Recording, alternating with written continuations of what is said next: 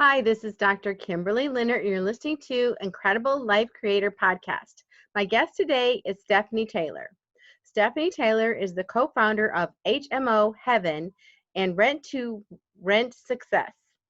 HMO Heaven is a leading HMO management and development company in Wales. Stephanie, along with her sister and business partner, Nicky, grew HMO Heaven and secured contracts worth over $2 million in, well, it's not in dollars, it's in Wales money, in under 3 years. In the last few years, she's bought a mix of multi-unit blocks, HMOs, and commercial units with a focus on bringing beautiful, affordable homes to market. Stephanie launched Rent to Rent Success to inspire others to believe bigger, be bolder, and be game changers for good through the power of ethical property investment. Her focus is on using property to do good in our community and in the world. Stephanie debunks the myth that you need large sums of money to get started in property through her inspirational YouTube videos and talks. Her book, Rent to Rent Success, the ultimate guide to creating consistent cash flow, escaping the 9-to-5, and living life on your terms, will be published in September. It's a far cry from how she started out as a teenage mom, struggling financially and carrying a lot of shame and low self-esteem. Welcome to the podcast, Stephanie. Oh, thank you so much, Kimberly, for the lovely introduction. Yes, so all the way from Wales, that's exciting for us here in the United States. Yeah, well, we all in the United Kingdom absolutely love y'all. So I'm in Wales, which is right next to England. It's part of the United Kingdom. So we have the British pounds here, and I was actually born in England, in Dorset, and I've been living here in Wales for the last 4.5 years now. Mm-hmm. Beautiful. It's on my bucket list. I haven't been there yet, so it's on the bucket list. Oh, you should definitely come. Yes. There's some gorgeous places here. So people can get to know you. Tell us a little bit about you, where you grew up, how you started out, and in your story. Yeah, so I actually grew up in Birmingham in England, in the UK, a big city, and it's quite a lot of story to tell. But should I just go back a few years to when I was just thinking about starting out in real estate? Yeah. So I was working at a bank and just had the normal corporate 9-to-5. I was a contractor, so you're self-employed through your own limited company, and it's kind of well paid. But I had a moment of awakening that my mum was ill, and she called me in the morning when I was getting ready for work, and I was very distracted. And although I was worried about her, I was also worried about getting to work on time, the presentation I was doing at work, what people were saying, am I going to be late, and all of this. And I was very distracted. And I know that because when I reflected back on the conversation, she started apologizing for calling, because of the way that I was interacting with her. And I sat at my desk in the afternoon at work, and I just looked up. I looked out of the window, and that's when it hit me like a punch in the belly. It was, this doesn't matter.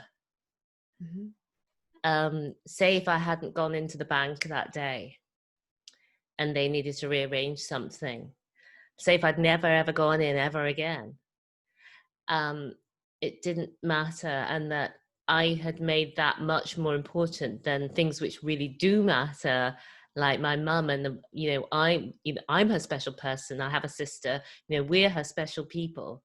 If we want to live in the way that we think we're living, that we say, I say my family is really important to me, I want to live that way every day. And that's was the thought that made me brave enough to try to set up my own business, which I had felt was not something for me. Wow. So how did you proceed? Because obviously there was a day when you gave your resignation, you Yes. stepped out. So how did you get from independent contractor to your own business? Yeah, it was, I think there's a lot of different parts, but one of the important ones is that at the time when this happened, I was 45. And I think that gave me a push as well, because I thought, you've got to do it. And I was scared. If you're doing it, you've got to do it now. Mm-hmm. And I was scared. And then I dug down deep into it and I said, why am I scared? Oh, it's because it might not work. I might fail. I might lose money. I might look silly. I might be embarrassed. And I just decided, actually, those things are not too bad, because it just means I would be back in the situation that I'm in right now. You know, I would get another job. And so that gave me a little bit more courage. But it took a while for all of that to happen. It didn't all happen in one day. There were lots of different little aha moments. And one of the ones that I can remember was, I spoke to my partner at the time, and they quite rightly, I was like, oh, I haven't even told you. I found out, you before we started recording, you mentioned that you and your son are just starting to get interested in real estate and go to events. Well, when I had that first awakening, I started to do that. Just to find out what was possible, and maybe it was possible to have some sort of real estate type of business. And I forget. I've lost my thread. Kimberly. Well, I was asking you how you went from the job into the real estate. Yes. Yes. So I had realized there was a thing called real estate. I mean, I had realized that it was possible for me. I'd started going along to all these events, and I would see all the people talking and then say to myself, that's a phenomenal, oh my gosh, what a fantastic opportunity that is for people like them. I don't think I could do that, because they have other things that I don't have. And this was one of the little aha moments, was you don't start because you don't know, but actually nobody knows when they start. No, they don't. You find out as you go. It's like being a parent. You can read the books and prepare yourself a little bit, but actually you only become a parent and find out really how to parent through parenting. Right, through parenting. And that was one of the other things that gave me a little boost. So I found out that there was a strategy. And in the UK, it's called rent to rent. Now, I hear it called arbitrage, I believe it's called in America. And people talk about Airbnb arbitrage. Is that something that sounds familiar to you, Kimberly? No, I guess I'm still too new. Oh, right.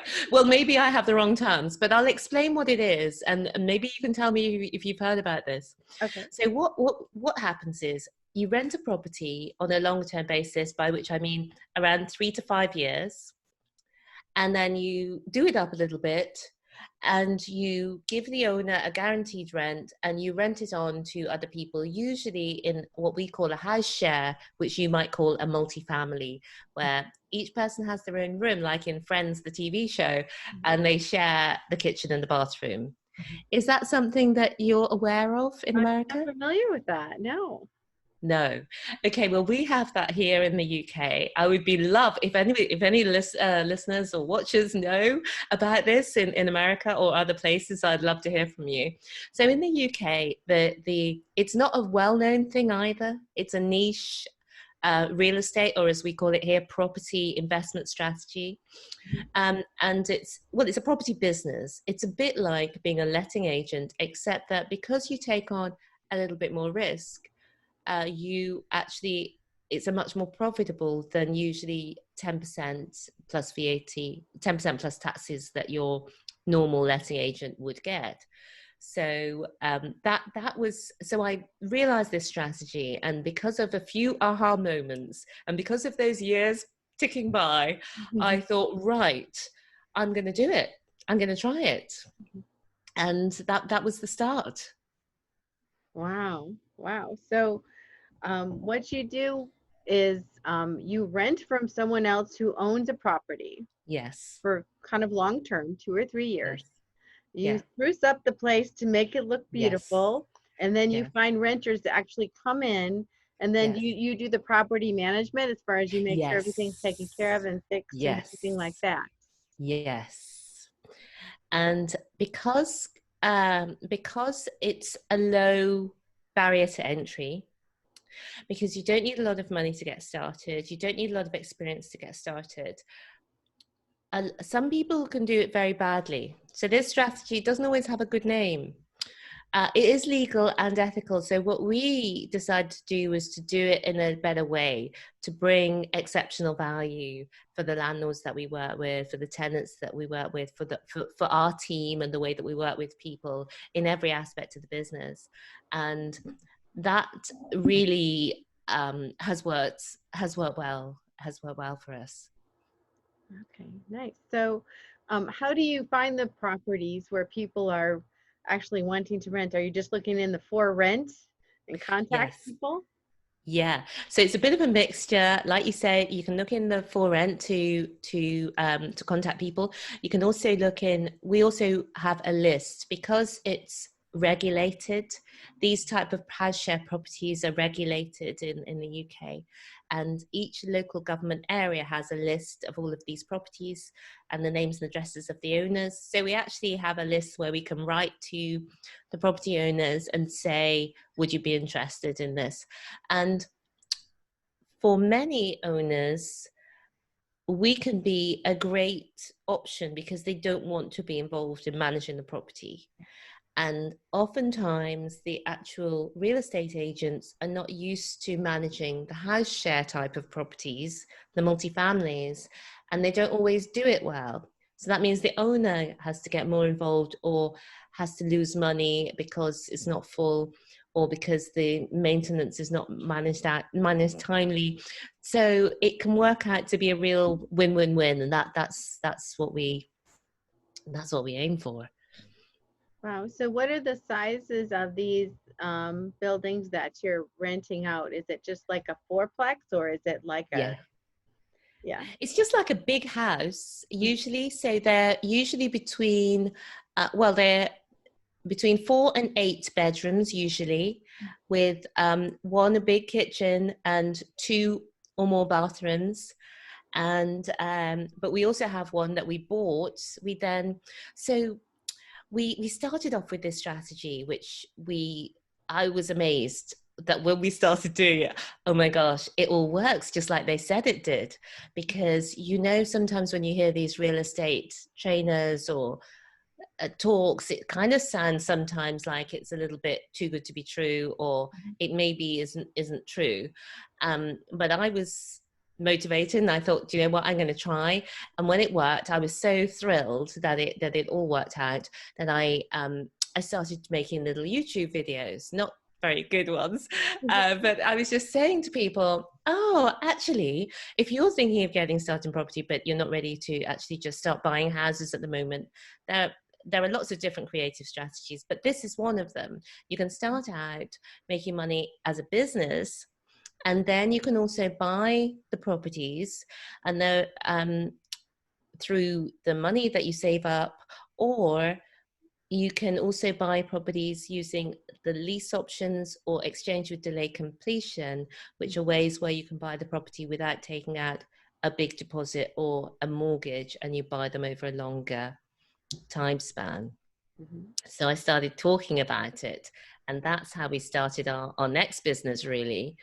So it kind of still blows my mind that I went from somebody who was just letting life pass me by, basically going to work, coming home, going to work, coming home, a bit of procrastinator when it came to anything that was going to move me forwards or be a big change, to somebody who within a very few years, suddenly it's like I've had a fire lit, and I'm just so excited to keep moving forward all the time. Oh, so how has your life changed? going to your work 9 to 5 every day, Yeah. compared to how it is now? What's the difference when you wake Oh up in my the morning? What's the gosh. difference? It's even that question just makes me come with goosebumps because I feel that I'm a different person. Sometimes I don't recognize myself. Mhm. It feels so different. Before, I wasn't like miserable or terribly unhappy. I felt quite good that I had this well-paying job. I felt quite lucky to have that, and I kind of like the place where I live, and I had a nice life. But the difference is that now when I get up in the morning, I feel like I know it sounds trite, but I feel like I'm living my purpose. I feel this is what I was made to do. I feel that there's a reason for me to be here, that I'm having an impact on people's lives, so that I've had an impact on my life, a massive impact. And seeing that has made me realize how much more is possible. Because if I didn't realize that I could be here, then where else don't I know that I could be? Yes, yes, you just totally opened up the possibilities in your life. Yeah, Yeah. yeah. And how has that changed the relationship or the time you can spend with your family or your mom or your sister? Oh my gosh. Well, my mum was like the turning point in it in the first instance. And just a couple of years ago, she had problems with her knees, and I got her a Fitbit, which is one of these walking pedometer. It counts up your Yeah. steps, Mhm. a little watch. And she started wearing it. We all started wearing it. My mum, my sister, myself. I tried to buy my son one, but he wasn't having it. He's grown up, but he anyway. So the three of us were all competing on this leaderboard, and we were convinced that mum wouldn't be doing as many steps as she thought. We thought, because 10,000 is what they say you should aim for as a beginner, Mhm. and we thought she won't be doing 10,000. And she admits she wasn't quite in her normal every day, but she made sure she did 10,000 every day and did that little bit extra, little bit extra. Which She is huge. lost she lost a bit of weight, and she's still going. She loves it. She's like a teenager. She now does 20,000 steps a day, Wow. and neither Nicky or I are anywhere to be seen with the Fitbits. She's outdone both of you. Yes. Oh, yeah. Yeah. Yeah. And the other great thing is the part of my story I didn't mention, because obviously we only have an hour. So, well, not even that, but is that in my earlier life, at 18, I had my son Alex. And it was a very difficult period on my own. And when I look back on that girl, I just see how much, I've got to try not to cry, but I just see how much she did not see her potential at all. Mhm. I was so, and I carried so much shame, inside me. And I didn't know it at the time, but I think that affects the way you move forwards. Yeah, yeah. And so, one of the things that I feel passionate about is helping people to see we all have everything we need to be successful Mhm. already there. And we only need to see it and believe it. And when you see it and believe it, you can take action on it. You can open that door in your mind to see all of what's there for you. And that's what's so exciting. And that's what my life feels like now. It just feels like night and day. Mhm.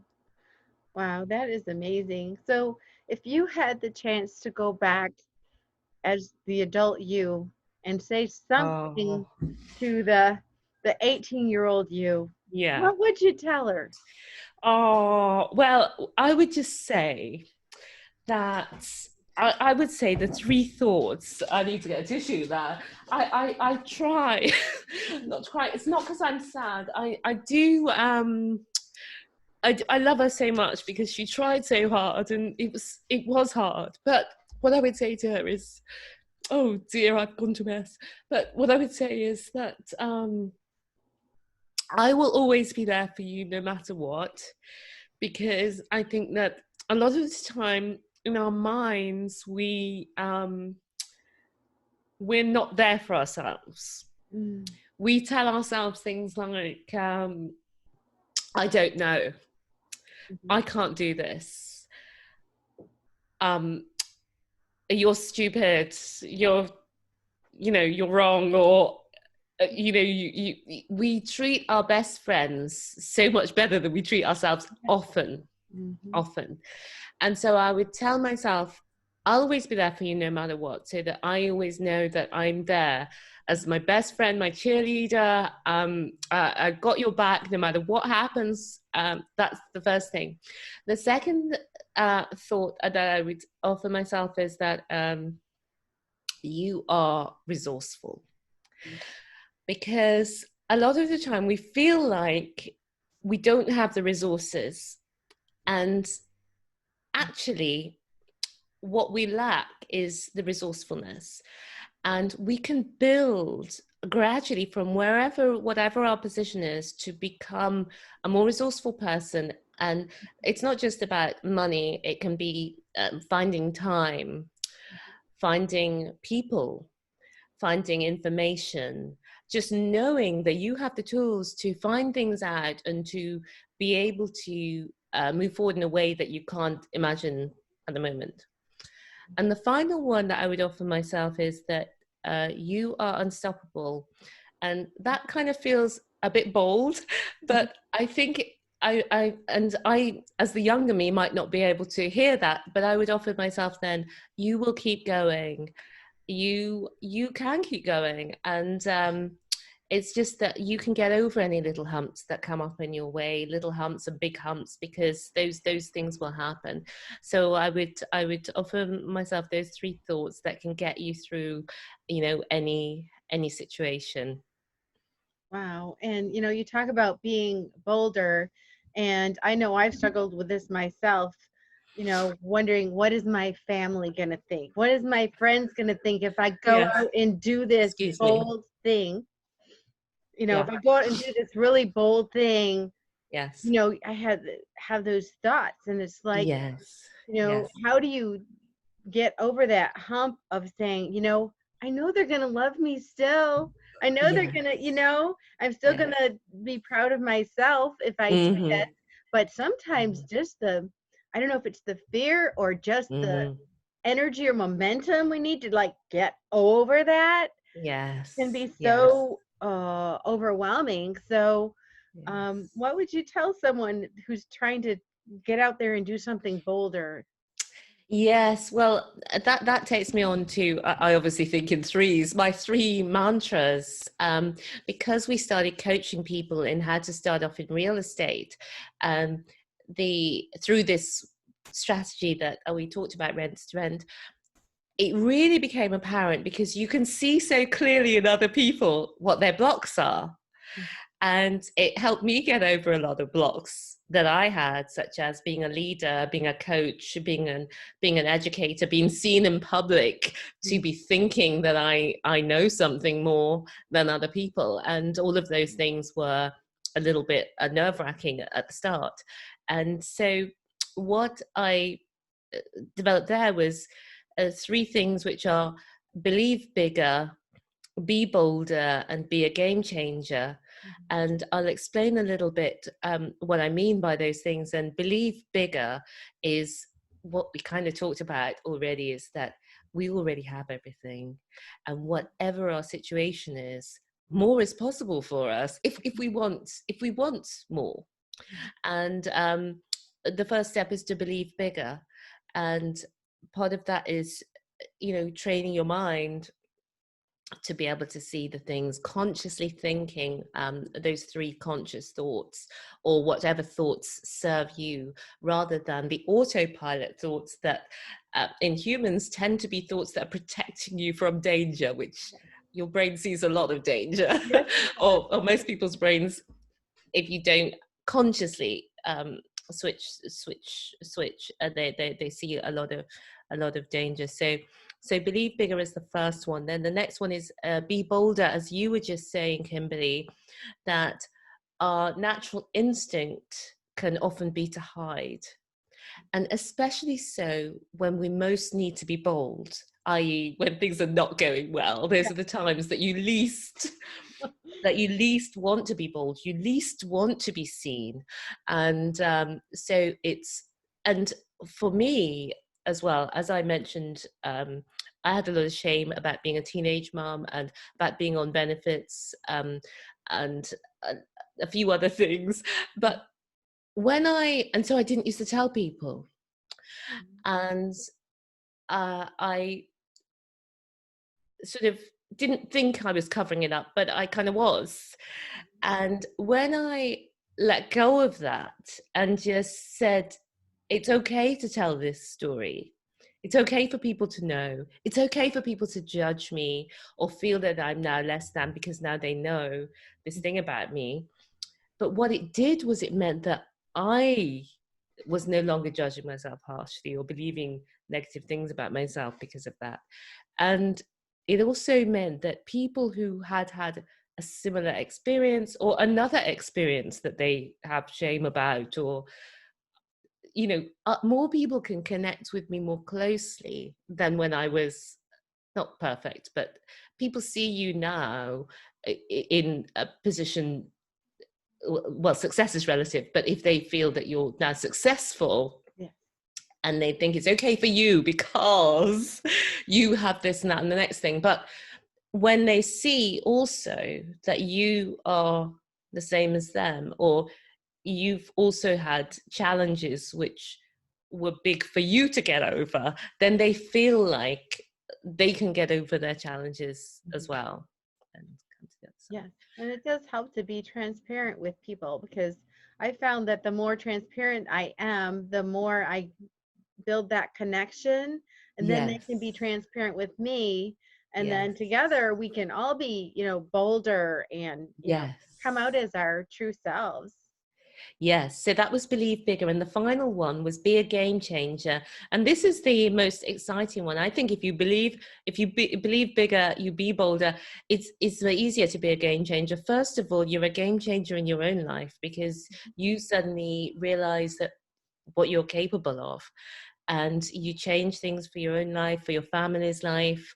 I'm able to offer my son a different way that makes me so happy. He's buying his own house, and we're able to help in a different way than we would be able to if we hadn't gone through this transformation.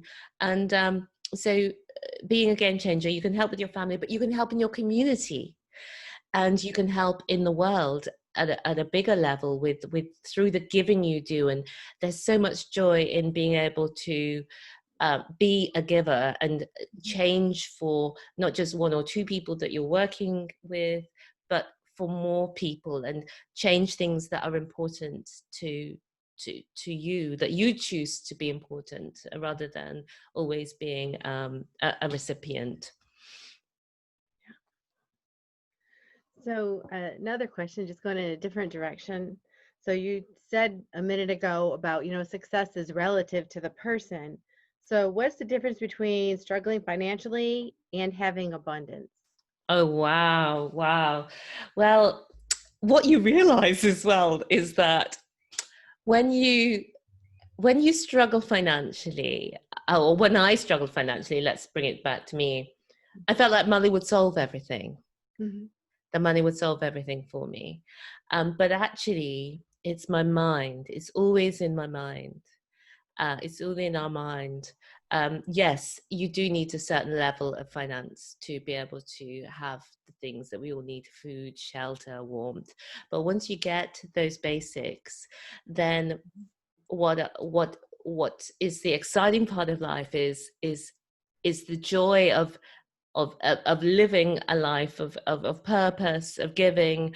And yes, it is exciting to be able to also use that to have financial abundance as well, as well as have time to relate to the things that I want to do, the impact that I want to have, the people who we work with, whose lives are changing. So it feels like a different world, but I think with the things that I know now, I could have been there in mind abundance, joy abundance, and financial abundance much sooner than I actually was. Mm-hmm. Yeah, and I like that definition because there is so much abundance in all areas.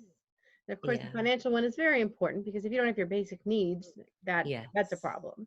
But when I did research for my book, Visualizing Happiness in Every Area of Your Life, I learned a lot about happiness. And they said that once in the United States, at least, once you hit $75,000 a year or above, but just the $75,000, no money, more money doesn't make you happier. Once you get once you get your basic needs met, Mm-hmm. there, only you can be happier by your choices. Yes. Yeah. Yeah. I agree. I totally agree. And I feel the way that my life is now, that if the money all went, something happened, you know, we've got all this uncertainty in the world at the moment. If something happened and it all went, I would still feel happy because I I know that I can make what I need, you know, for my life, and I know that I can create more than that, and I know that I can come back. And I feel like I have the tools. I suppose we would have to test it, but I feel like I would have the tools now Mm-hmm. to be happy under all different circumstances. Mm-hmm. Yeah. So you talk about the 1% pledge. What is that? Yeah, well, that's really interesting. And I heard about this maybe a year or two ago, and it's it's about giving. And in my head, I think I always had it that to give consistently, I would need to be, you know, a multi millionaire or something. I don't know what I thought in my head, Mm-hmm. but then the 1% pledge gave me a different way of thinking about it, which is give before you're ready. And with the 1% pledge, you decide what to pledge, and everybody can afford, or almost everybody who might be listening to this podcast anyway, can afford 1%. Mm-hmm. And it could be 1% of your salary, it could be 1% of your gross business revenue, it could be 1% of your net profit. For some people it might be giving their time, but it's just the essence that you give that consistently, and that over time you start off with something that seems really easily doable, and then you build it up so you're giving more and more and more. And we've started doing this, and it so changes your mind and changes your brain and changes the way that you relate to the world, that receiving is powerful as well, but giving is also more powerful, I think, than we know. Mm-hmm. Yeah. So, what for you gives you the most happiness and fulfillment in your life at this point? Yeah, well, I think there are my life used to feel quite divided, but now I'm really focused, and I think everything happens in a season, because my son now is just buying his own property, his first property. He's a bit older, so he's just turning 30, just about to, and he's just buying his first home. And so I'm in a different season of life now, and so I'm more focused on growing our businesses. I enjoy that. I particularly enjoy the coaching business, where we're showing other people how to get started in property, getting through some of the blocks that I had, that other people also have, and creating abundance in their lives. So, and I'm writing a book, and I do a podcast. All of those things give me great joy, and my family. So it's those connections with the people that we work with and that we help, and being with my family, and those very close connections. Wow. So, if people wanted to get a hold of you, they want to work with you, they want your coaching, just Yeah, talk about what you have available, your book coming up, everything that you have that yeah. you can serve people with. Yeah, well, it is. I'm so delighted to have been able to join you today, Kimberley. The property coaching is just tend to be more for the UK, but something that might suit a more global audience is learning about how to start from nothing and not be a technical person or even a business person as such, and create a successful online course business. That's what I did with our rent-to-rent success. We've got a rent-to-rent Kickstarter program. And so a lot of people do ask me about that. And we have an evergreen funnel that tells people about rent-to-rent success and then offers the opportunity to buy. So if people are interested in evergreen funnels, they might want to go to rent-to-rent-success.com and sign up for the free guide and masterclass, and then within that you'll see. So rent-to-rent-success.com, we give that coaching program for people in the UK who want to get started in property. But if people wanted to contact me just to say that they heard the podcast, or they liked some part of it, or they want to find out more about anything, then I would love to hear from them. And I'm on Instagram at Stephanie T Property, and I'm on LinkedIn, I'm Stephanie Taylor, but also through the website rent-to-rent-success.com. Okay, thank you. Thank you so much for being on the podcast and for really being transparent and sharing your story. And I learned something new. I didn't even know that was a possible way of doing real estate. So thank you. Right. No, it's my pleasure. Thank you for having this platform. I love your podcast. And I mentioned, I just love the way that you interview with such lightness and such openness, and give people such space to share their stories. Well, thank you. And one last question before we get off. What's your best advice for people to have the most incredible, extraordinary life? Wow, that is such an amazing question. And I think it's be your own best friend. Beautiful. All right. Thank you. And we'll talk to you again soon.